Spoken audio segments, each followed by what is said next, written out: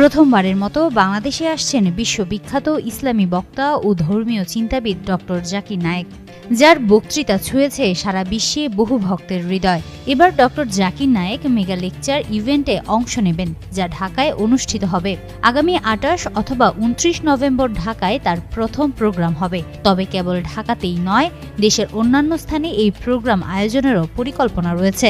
Event ম্যানেজমেন্টের proprietor Ali রাজ আরও জানিয়েছেন, আগামী সোমবার এক কনফারেন্সের মাধ্যমে বিস্তারিত সময়সূচি এবং স্থান ঘোষণা করা হবে।